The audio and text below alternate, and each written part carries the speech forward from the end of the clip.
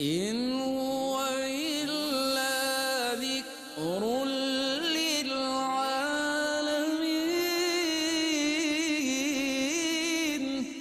یہ قرآن تو صرف تمام جہان والوں کے لیے نصیحت ہے۔ اعوذ باللہ من الشیطان الرجیم، بسم اللہ الرحمن الرحیم۔ ناظرین محترم، السلام علیکم ورحمۃ اللہ وبرکاتہ۔ میں ہوں آپ کا میزبان محمد رئیس احمد، اور پیش کیا جا رہا ہے تلاوت قرآن کریم، ترجمہ اور تفسیر پر مشتمل پروگرام پیغام قرآن۔ الحمدللہ آج 25ویں پارے کی تلاوت، ترجمہ اور تفسیر پیش کی جائے گی۔ پہلے ربوع کی تلاوت قرآن کریم کے لیے تشریف فرما ہے ممتاز و معروف قاری جناب قاری نعمان نعیمی۔ السلام علیکم ورحمۃ اللہ وبرکاتہ۔ وعلیکم السلام ورحمۃ اللہ وبرکاتہ۔ اور ناظرین محترم، ان آیات بینات کی تفسیر کے لیے تشریف فرما ہے ممتاز و معروف عالم دین علامہ مفتی محمد اسماعیل نورانی صاحب۔ السلام علیکم ورحمۃ اللہ وبرکاتہ۔ وعلیکم السلام ورحمۃ اللہ۔ آئیے ناظرین، قرآن کریم کی تلاوت کی سعادت حاصل کر رہے ہیں قاری نعمان نعیمی۔ بسم اللہ۔ أعوذ بالله من الشيطان الرجيم، بسم الله الرحمن الرحيم۔ إليه يرد علم الساعة وما تخرج من ثمرات من أكمامها وما تحمل من أنثى ولا تضع إلا بعلمه ويوم يناديهم أين شركائي قالوا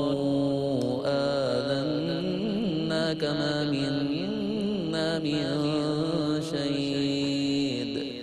میں اللہ کی پناہ میں آتا ہوں شیطان مردود سے۔ اللہ ہی کے نام سے شروع کرتا ہوں جو نہایت رحم فرمانے والا بہت مہربان ہے۔ قیامت کا علم اللہ ہی کی طرف لوٹایا جائے گا، اور جو پھل اپنے شگوفوں سے نکلتے ہیں اور جس مادہ کو کوئی حمل ہوتا ہے اور اس کے ہاں جو بچہ ہوتا ہے، ان سب کا اس کو علم ہے۔ اور جس دن اللہ ان سب مشرکوں کو بلا کر فرمائے گا میرے شریک کہاں ہیں، وہ کہیں گے ہم تجھے بتا چکے ہیں کہ ہم میں سے تو کوئی ان کو دیکھنے والا نہیں ہے۔ وضل عنهم ما كانوا يدعون من قبل وظنوا ما لهم من محيص۔ اور ان سے وہ سب گم ہو جائیں گے جن کی اس سے پہلے وہ دنیا میں پرستش کرتے تھے، اور وہ یہ سمجھ لیں گے کہ اب ان کے لیے نجات کا کوئی راستہ نہیں ہے۔ لا يسأم الإنسان من دعاء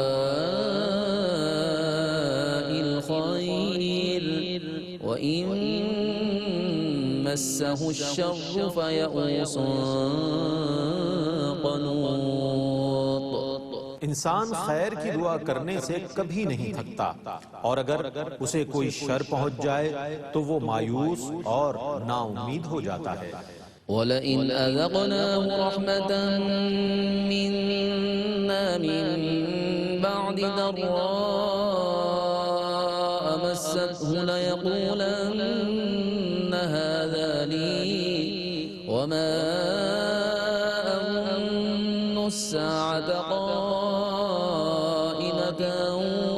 وَلَئِن رُجِعْتُ إِلَى رَبِّي إِنَّ لِي عِندَهُ لَلْحُسْنَى فَلَنُنَبِّئَنَّ الَّذِينَ كَفَرُوا بِمَا عَمِلُوا وَلَنُذِيقَنَّهُم مِّنْ عَذَابٍ غَلِيظٍ۔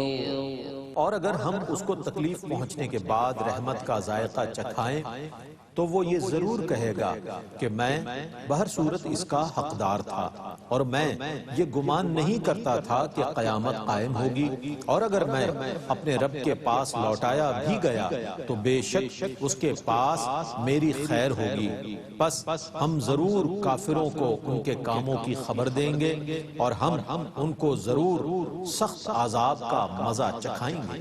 وَإِذَا أَنْعَمْنَا عَلَى الْإِنسَانِ أَعْرَضَ وَنَأَىٰ بِجَانِبِهِ وَإِذَا مَسَّهُ الشَّرُّ فَذُو دُعَاءٍ عَرِيضٍ۔ اور جب ہم انسان پر کوئی انعام کرتے ہیں تو وہ منہ پھیر لیتا ہے اور پہلو بچا کر ہم سے دور ہو جاتا ہے، اور جب اس پر مصیبت آتی ہے تو وہ لمبی چوڑی دعائیں کرنے والا ہو جاتا ہے۔ قل أرأيتم إن كان من عند الله ثم كفرتم به من أضل ممن هو في شقاق بعيد۔ آپ کہیے کہ بھلا یہ بتاؤ کہ اگر یہ قرآن اللہ کی طرف سے نازل ہوا ہو اور تم نے اس کا کفر کیا ہو تو اس سے بڑھ کر اور کون گمراہ ہوگا جو مخالفت میں حق سے بہت دور چلا جائے۔ سنريهم آياتنا في الآفاق وفي أنفسهم حتى يتبين لهم أنه الحق أولم يكف بربك أنه على كل شيء شهيد۔ ہم ان قریب ان کو اپنی نشانیاں اطراف عالم میں بھی دکھائیں گے اور خود ان کے نفسوں میں بھی، حتیٰ کہ ان پر منکشف ہو جائے گا کہ یہ قرآن برحق ہے۔ کیا ان کے لیے یہ کافی نہیں ہے کہ آپ کا رب ہر چیز پر گواہ ہے؟ ألا إنهم في مرية من لقاء ربهم ألا إنه بكل شيء محيط۔ سنو، بے شک ان کو اپنے رب سے ملاقات کے متعلق شک ہے۔ سنو، وہ ہر چیز پر محیط ہے۔ بسم الله الرحمن الرحيم۔ حميم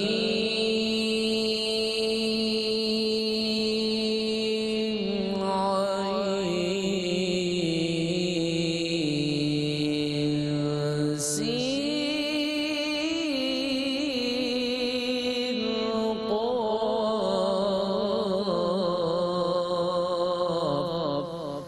كذلك يوحي إليك وإلى الذين من قبلك الله العزيز الحكيم۔ اللہ ہی کے نام سے شروع کرتا ہوں جو نہایت رحم فرمانے والا بہت مہربان ہے۔ حامیم عین سین قاف۔ اللہ بہت غالب اور بہت حکمت والا ہے، وہ اسی طرح آپ کی طرف اور آپ سے پہلے رسولوں کی طرف وحی نازل فرماتا رہا ہے۔ له ما في السماوات وما في الأرض وهو العلي العظيم۔ اسی کی ملکیت میں ہے جو کچھ آسمانوں میں ہے اور جو کچھ زمینوں میں ہے، اور وہ بہت بلند اور بہت عظیم ہے۔ تكاد السماوات يتفطرن من فوقهن والملائكة يسبحون بحمد ربهم ويستغفرون لمن في الأرض ألا إن الله هو الغفور الرحيم۔ ان قریب آسمان اس کی ہیبت سے اپنے اوپر پھٹ پڑیں گے اور فرشتے اپنے رب کی حمد کے ساتھ تسبیح پڑھتے رہتے ہیں اور زمین والوں کے لیے مغفرت طلب کرتے رہتے ہیں۔ سنو، بے شک اللہ ہی بہت بخشنے والا، بے حد رحم فرمانے والا ہے۔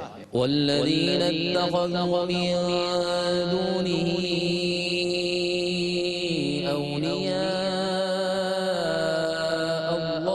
حفيظ عليهم وما أنت عليهم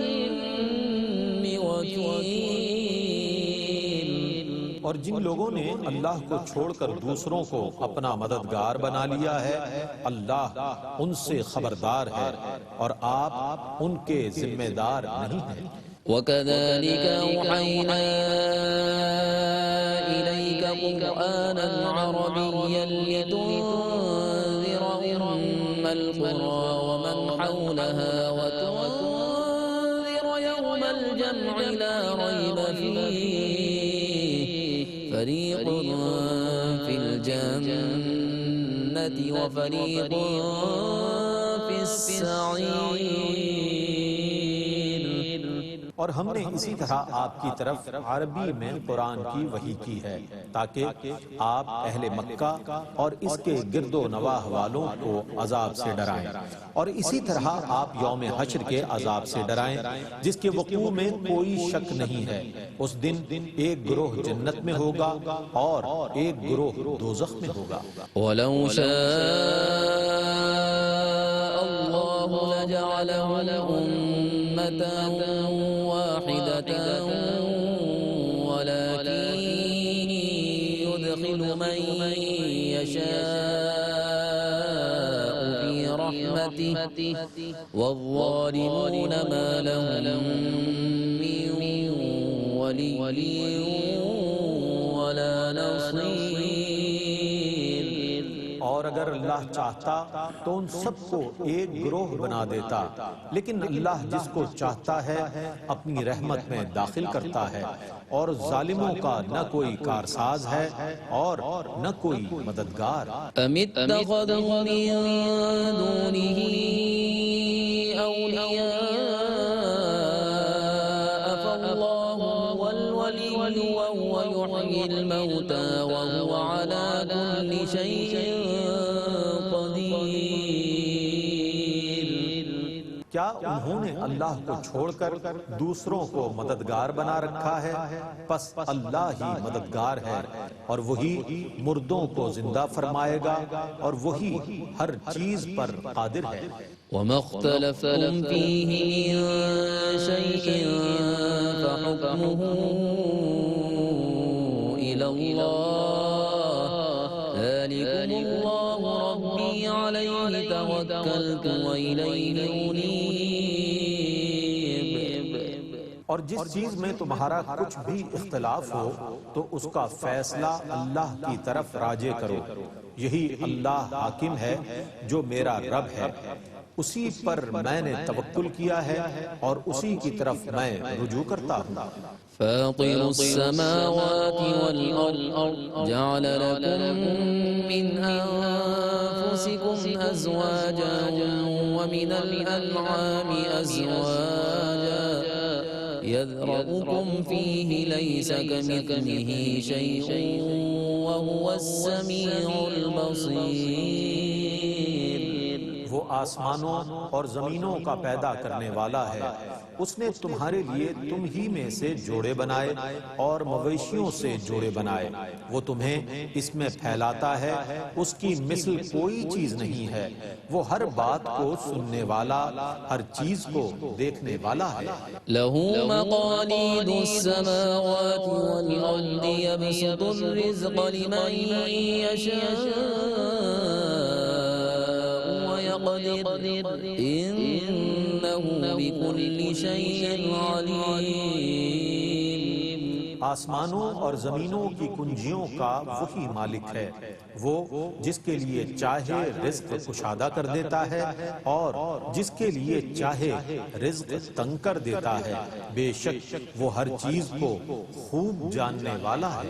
شرع لكم من الدين ما وصى به نوحا والذي أوحينا إليك وما وصينا به إبراهيم وموسى وعيسى أن أقيموا الدين ولا تتفرقوا فيه كبر على المشركين ما تدعوهم إليه الله يجتبي إليه من يشاء ويهدي إليه من ينيب.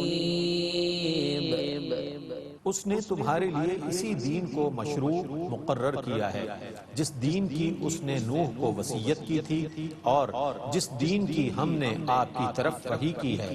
اور جس دین کی ہم نے ابراہیم اور موسیٰ اور عیسیٰ کو وصیت کی تھی کہ تم دین کو قائم رکھنا اور اس میں تفرقہ نہ ڈالنا، جس دین کی طرف آپ مشرکین کو دعوت دے رہے ہیں وہ ان پر بہت شاق اور بھاری ہے، اللہ ہی اس دین کی طرف چن لیتا ہے جس کو چاہے اور اسی کو اس دین کی طرف ہدایت دیتا ہے جو اس دین کی طرف رجوع کرتا ہے۔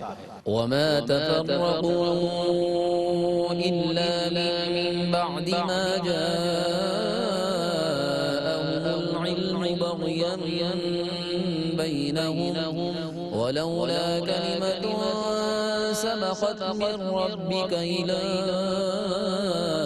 أجل مسمى لقضي بينهم وإن الذين أورثوا الكتاب من بعدهم لفي شك منه مريب۔ اور انہوں نے اسی وقت تفرقہ ڈالا تھا جب ان کے پاس علم آ چکا تھا، اور وہ تفرقہ بھی باہمی سرکشی کی وجہ سے تھا، اور اگر آپ کے رب کی طرف سے نزول عذاب کی ایک میعاد مقرر نہ ہو چکی ہوتی تو ان کے درمیان فیصلہ ہو چکا ہوتا، اور بے شک جن لوگوں کو ان کے بعد کتاب دی گئی ہے وہ بھی اس کے متعلق الجھن میں ڈالنے والے شک میں ہیں۔ فلذلك فادع واستقم كما أمرت ولا تتبع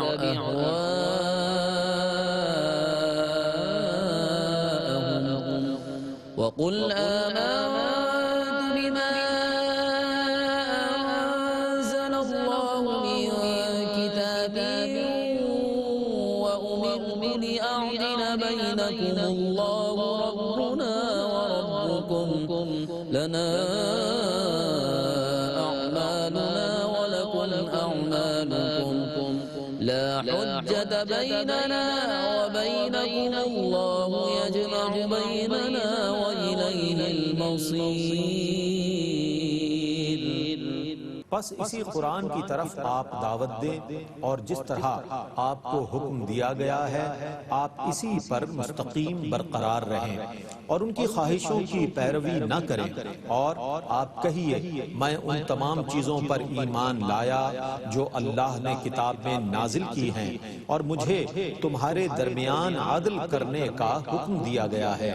اللہ ہمارا رب ہے اور تمہارا رب ہے، ہمارے لیے ہمارے اعمال ہیں اور تمہارے لیے تمہارے اعمال ہیں، ہمارے اور تمہارے درمیان کوئی ذاتی جھگڑا نہیں ہے، اللہ ہم سب کو جمع فرمائے گا اور اسی کی طرف سب کو لوٹنا ہے۔ والذين يحاجون في الله من بعد ما استجيب له حجتهم داحضة عند ربهم وعليهم غضب ولهم عذاب شديد۔ اور جو لوگ اللہ کی دعوت کے مقبول ہونے کے باوجود اس میں جھگڑا کرتے ہیں ان کی کٹ حجتی ان کے رب کے نزدیک باطل ہے اور ان پر غضب ہے اور ان کے لیے سخت عذاب ہے۔ اللہ الذی انزل الكتاب بالحق والمیزان وما يدریک لعل الساعة قریب۔ اللہ ہی ہے جس نے حق کے ساتھ کتاب کو نازل فرمایا اور میزان کو قائم فرمایا، اور اے مخاطب تجھے کیا پتا شاید کہ قیامت قریب ہو۔ يستعجل بها الذين لا يؤمنون بها والذين آمنوا مشفقون منها ويعلمون أنها الحق ألا إن الذين يمارون في الساعة لفي ضلال بعيد۔ اس کے جلد آنے کا وہی مطالبہ کرتے ہیں جو اس پر ایمان نہیں رکھتے، اور جو لوگ قیامت کے آنے پر یقین رکھتے ہیں وہ اس کے آنے سے ڈرتے ہیں اور ان کو یقین ہے کہ وہ برحق ہے۔ سنو، جو لوگ قیامت کے وقوع میں جھگڑتے ہیں وہ پرلے درجے کی گمراہی میں ہیں۔ اللہ لطیف بعباده یرزق من یشاء وهو القوی العزیز۔ اللہ اپنے بندوں پر بہت نرمی کرنے والا ہے، وہ جس کو چاہتا ہے رزق دیتا ہے اور وہ بہت قوت والا، بے حد غلبے والا ہے۔ كان يريد حرث الآخرة نزد له في حرثه وما كان يريد حرث الدنيا نؤته منها وما له في الآخرة من نصيب۔ جو شخص آخرت کی کھیتی کا ارادہ کرتا ہے ہم اس کی کھیتی میں اضافہ کر دیتے ہیں، اور جو شخص دنیا کی کھیتی کا ارادہ کرتا ہے ہم اس کو اس میں سے کچھ دے دیتے ہیں، اور اس کے لیے آخرت میں کوئی حصہ نہیں ہے۔ ام لهم شركاء شرعوا لهم من الدين ما لم يأذن به الله ولولا كلمة الفصل لقضي بينهم وإن الظالمين لهم عذاب أليم۔ کیا ان کے لیے کچھ ایسے شریک ہیں جنہوں نے ان کے لیے دین کا ایسا راستہ مقرر کر دیا ہے جس کی اللہ نے اجازت نہیں دی، اور اگر قیامت کا فیصلہ مقرر نہ ہو چکا ہوتا تو ان کا فیصلہ ہو چکا ہوتا، اور بے شک ظالموں کے لیے دردناک عذاب ہے۔ ترى الظالمين مشفقين مما كسبوا وهو واقع بهم والذين آمنوا وعملوا الصالحات في روضات الجنات لهم ما يشاءون عند ربهم ذلك هو الفضل الكبير۔ آپ دیکھیں گے کہ ظالم اپنے کرتوتوں سے خوف زدہ ہوں گے اور ان کے کرتوتوں کا وبال ان پر نازل ہوگا، اور جو لوگ ایمان لائے اور انہوں نے نیک کام کیے وہ جنتوں کے باغات میں ہوں گے، ان کے لیے ان کے رب کے پاس ہر وہ چیز ہوگی جس کی وہ خواہش کریں گے، یہی بہت بڑا فضل ہے۔ ذلك الذي يبشر الله عباده الذين آمنوا وعملوا الصالحات قل لا أسألكم عليه أجرا إلا المودة في القربى ومن يقترف حسنة نزد له فيها حسنا إن الله غفور شكور۔ یہی وہ چیز ہے جس کی اللہ اپنے بندوں کو بشارت دیتا ہے، جو ایمان لائے اور انہوں نے نیک کام کیے۔ آپ کہیے کہ میں اس تبلیغ رسالت پر تم سے کوئی اجرت طلب نہیں کرتا سوا قرابت کی محبت کے، اور جو شخص نیکی کرے گا ہم اس نیکی کے حسن کو اور بڑھا دیں گے، بے شک اللہ بہت بخشنے والا اور بہت قدر کرنے والا ہے۔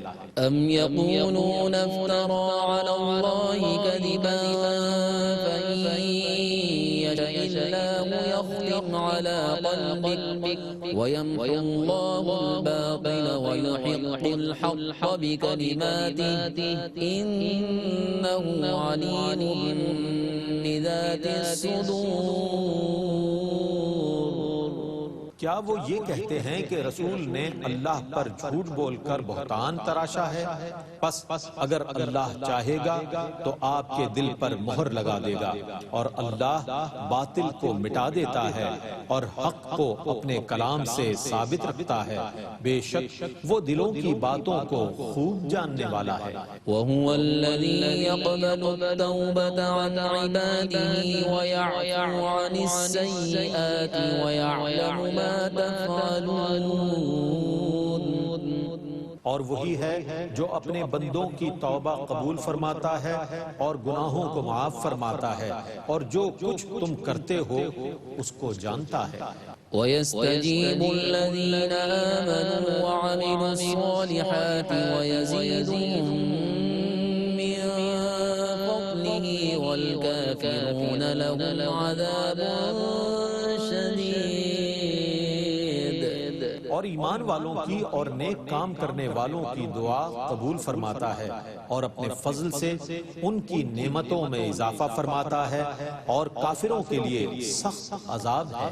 وَلَوْ بَسَطَ اللَّهُ الرِّزْقَ لِعِبَادِهِ لَبَغَوْا فِي الْأَرْضِ وَلَكِنْ يُنَزِّلُ بِقَدَرٍ مَا يَشَاءُ إِنَّهُ بِعِبَادِهِ خَبِيرٌ بَصِيرٌ۔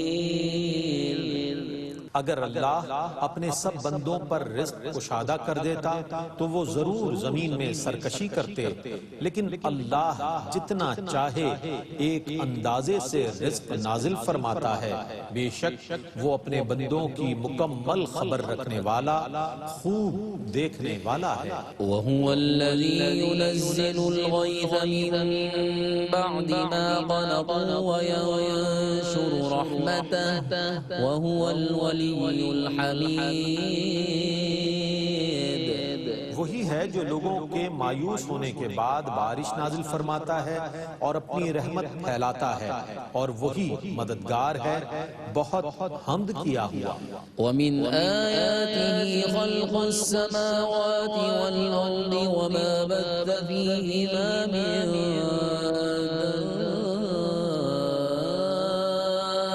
دَابَّةٍ وَهُوَ عَلَى جَمْعِهِمْ إِذَا يَشَاءُ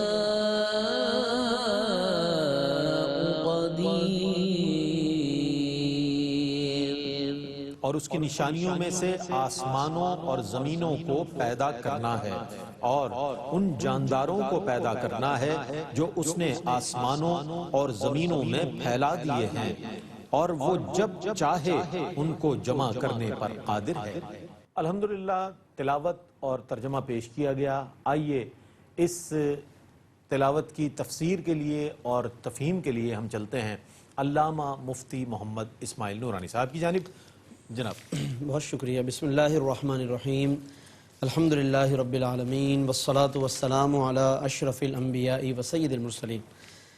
معزز ناظرین، الحمدللہ آج 25ویں پارے کے پہلے ربع کی تلاوت کو سماعت کرنے کا ہم نے شرف حاصل کیا ہے، اور گزشتہ نشست میں ہم نے یہ بات بیان کی تھی کہ سورہ حامیم السجدہ کا تسلسل جاری ہے، اور سورہ حامیم السجدہ میں اللہ رب العالمین نے کل 54 آیتیں اور 6 رکوع ارشاد فرمائے ہیں، جن میں سے گزشتہ نشست میں سورہ حامیم السجدہ کی 46 آیتیں اور 5 رکوع کی تلاوت کی گئی تھی۔ تو آج سورہ حامیم السجدہ کا ایک رکوع جو کہ آخری رکوع تھا وہ، اور اس کے ساتھ سورۃ الشورى کی مزید جو تلاوت ہے وہ کی گئی ہے۔ ناظرین، سورہ حامیم السجدہ کے جو مضامین ہیں ان میں ایک اہم ترین مضمون جو کہ آج کی اس سورہ کی اختتامی آیات میں بیان کیا گیا ہے وہ یہ کہ اللہ رب العالمین نے اس میں قیامت کا ذکر فرمایا ہے، اور اس کے ساتھ ساتھ اپنے علم محیط جس کو کہتے ہیں، علم کلی اور علم محیط، اس کو اللہ رب العالمین نے بیان فرمایا۔ آغاز اسی سے الیہ یرد علم الساعہ، کہ اسی کی طرف یعنی اللہ ہی کی طرف لوٹایا جاتا ہے قیامت کا علم۔ ظاہر ہے کہ علم اسی کو ہے، اور اگر کسی اور کو بھی ہے تو اسی کی عطا سے ہے۔ یہ بنیادی عقیدہ ہے کہ جو اہل ایمان کو رکھنا چاہیے۔ دنیا میں کسی کو کسی بات کا علم نہیں ہو سکتا اگر اللہ رب العالمین نہ چاہے، اور اگر رب اپنی عطا سے کسی کو عطا فرما دے تو اس میں پھر کسی کو اعتراض بھی نہیں ہو سکتا کہ وہ رب کی مرضی ہے، رب کا اختیار ہے، وہ جسے جتنا چاہے عطا فرما دے اور نواز دے۔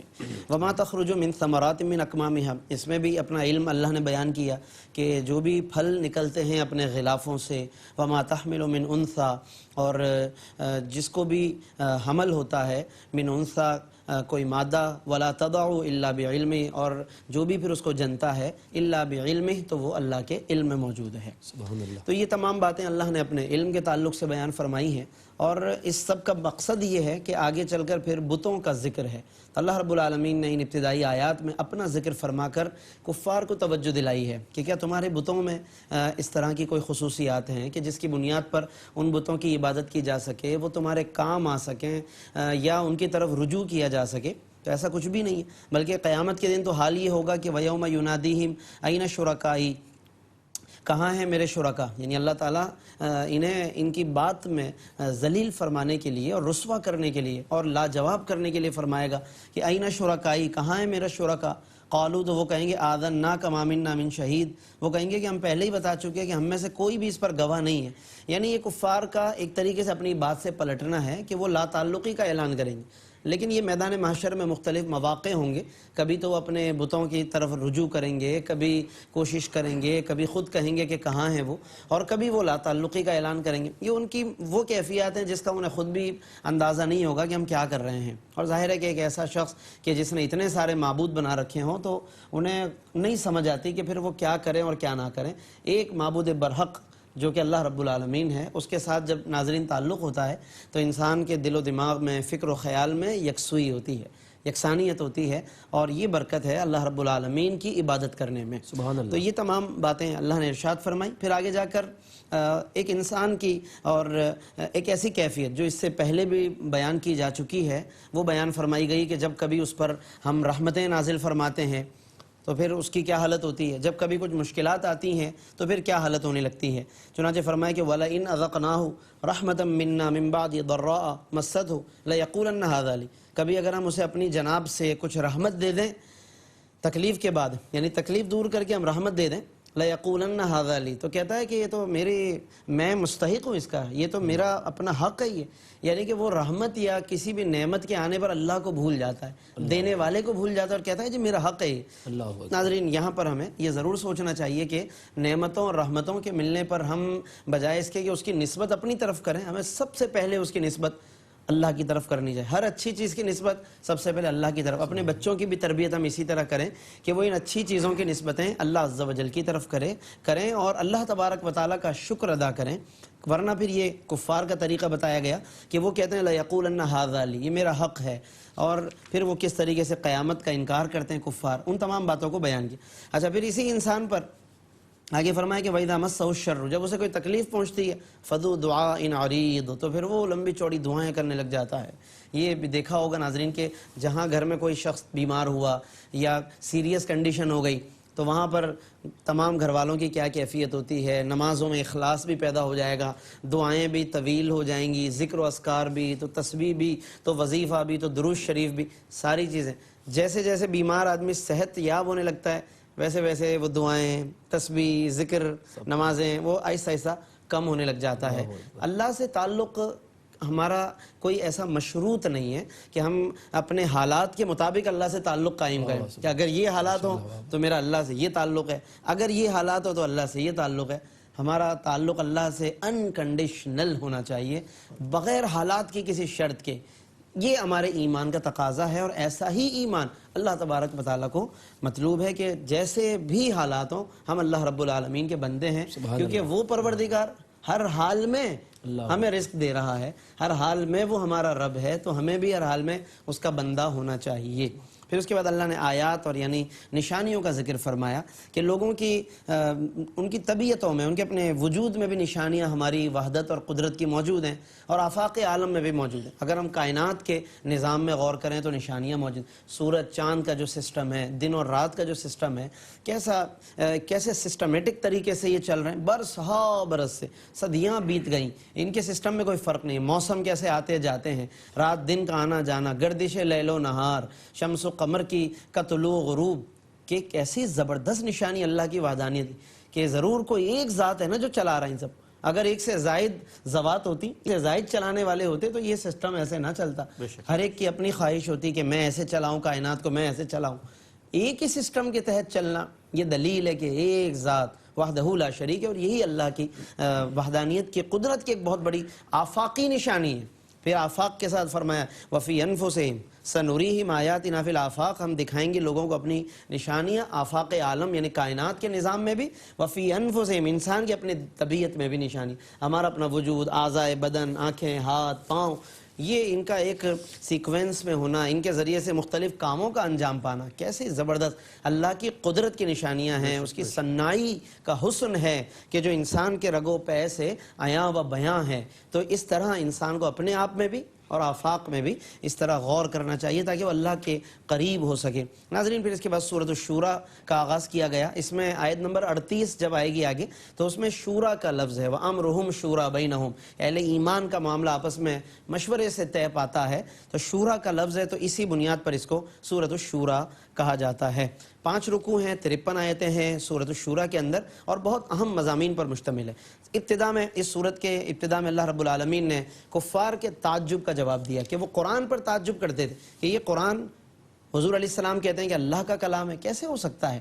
یہ وہ اعتراض، انکار، سوچ، تعجب وہ اس طرح کرتے رہتے تھے. اللہ نے آغاز میں ہی فرما دیا کذالک یوحی الیک وإلی الذین من قبلک اللہ العزیز الحکیم، کہ اسی طرح اللہ وہی فرماتا رہا یا فرماتا ہے آپ کی طرف بھی اور ان پیغمبروں کی طرف کہ جو آپ سے پہلے گزرے ہیں. یعنی یہ کوئی انوکھی بات نہیں، کوئی انوکھا معاملہ نہیں کہ پہلی دفعہ کوئی زمین پر کوئی وحی الہی کا نزول ہوا ہو. اس سے پہلے بھی انبیاء اترے ہیں اور کائنات میں اس کی مثالیں موجود ہیں. اب مختلف اقوام میں انبیاء آئے ہیں تو یہ تمام مثالیں موجود ہیں. تو یہ کفار کے تعجب کا اس طریقے سے اللہ رب العالمین نے ازالہ فرمایا. پھر اس کے بعد بتوں کی بے بسی کو بیان کیا کہ یہ بت کسی کام آنے والے نہیں ہیں، یعنی جن بتوں کی عبادت کرتے ہیں وہ کام آنے والے نہیں. پھر اس کے بعد اللہ نے نزول قرآن کا مقصد بیان کیا کہ ہم نے قرآن کیوں نازل کی. اللہ فرماتا ہے کہ ہم نے اس لیے قرآن نازل کیا لتنذر ام القری ومن حولها، تاکہ محبوب آپ اہل مکہ کو اور جو بھی آس پاس آبادیاں ہیں آپ انہیں خوف دلائیں، اللہ کا خوف دلائیں، اللہ کے قریب کریں قرآن مجید کے ذریعے سے. وتنذر یوم الجمع لا ریب فیہ، اور قیامت کا خوف پیدا کریں. ناظرین قرآن کا اس کا مطلب یہ ہے کہ مقصد اولین یہ ہے کہ ہم اللہ کے قریب ہوں، اللہ کے رسول صلی اللہ علیہ وسلم کے قریب ہوں، اور قیامت کا خوف اور ہمیں جو بھی وعید نازل ہوئی ان کا خوف ہمارے دل میں پیدا ہو. قرآن کو محض تلاوت کرنا، قرآن کو محض ریڈ کرنا یا پڑھنا یا صرف یہ کہ اپنے نالج کو انکریز کرنا، یہ صرف یہ مقصد نہیں ہے.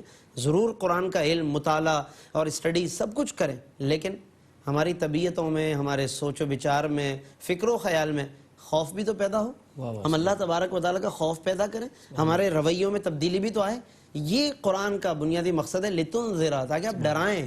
تو ڈرانے کے بعد دیکھیں نا تبدیلی آ جاتی ہے نا کہ انسان کے اندر اس کو خوف دلا دیں، وہ رک جاتا ہے، باز آ جاتا ہے. تو اس کا مطلب ہے کہ جب ڈرانے کا مقصد قرآن کے نزول کا ہے تو اس کا مطلب اللہ کسی چیز سے روکنا چاہتا ہے کہ اس سے لوگ باز آ جائیں، کچھ چیزوں سے وہ باز آئیں. تو یہ ناظرین ہمیں بنیادی طور پر اس حوالے سے غور کرنا چاہیے. پھر اس کے بعد اللہ رب العالمین نے انسان کو اس طرف توجہ دلائی کہ اپنی خواہشات کو بروئے کار لانے اور اپنی خواہشات کو فوکس کرنے کے بجائے اللہ کی طرف رجوع کریں. وَمَا اخْتَلَفْتُمْ فِيهِ مِنْ شَيْءٍ، آیت نمبر 10 سورہ شورى. جب تمہارا آپس میں کوئی اختلاف ہو تو اللہ کی طرف رجوع کرو.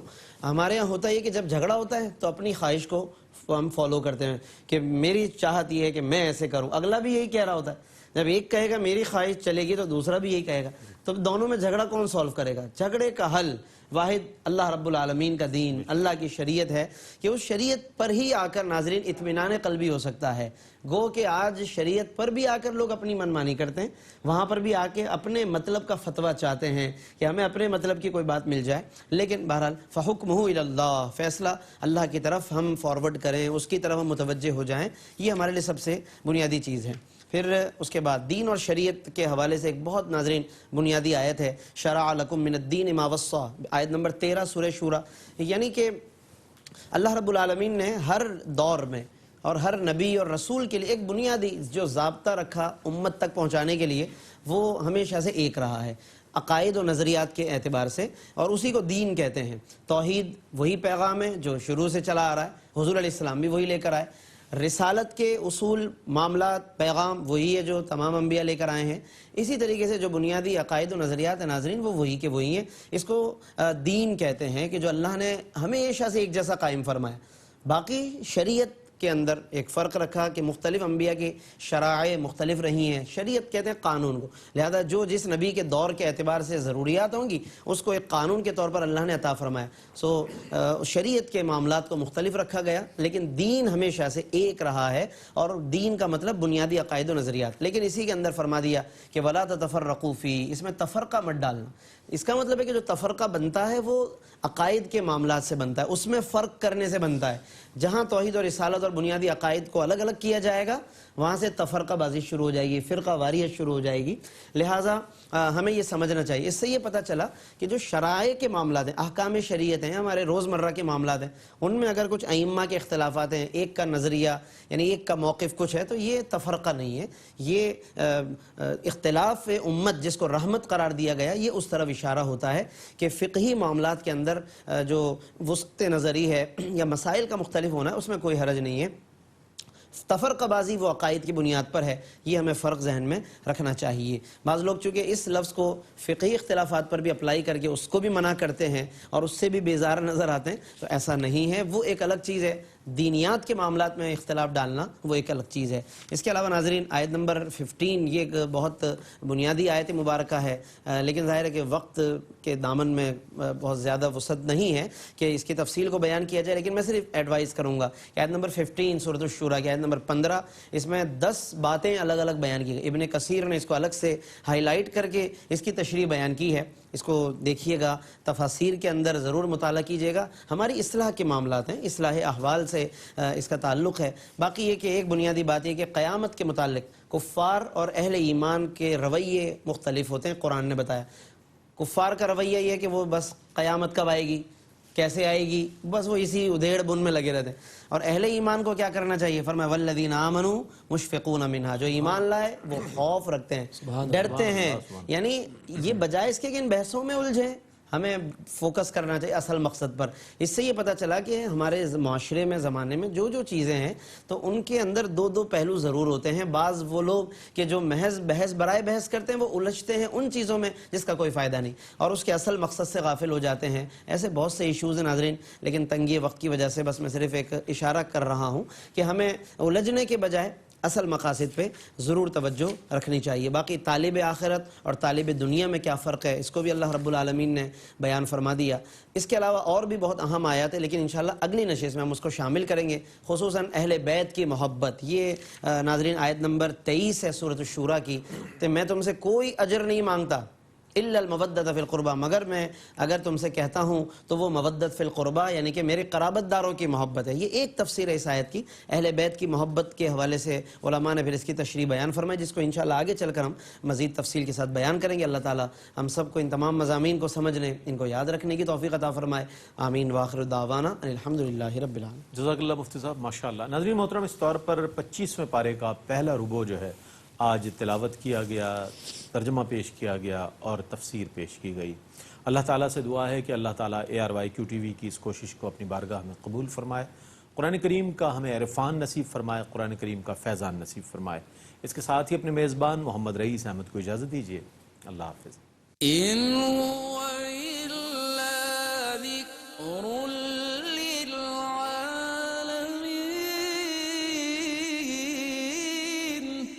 یہ قرآن تو صرف تمام جہان والوں کے لیے نصیحت ہے.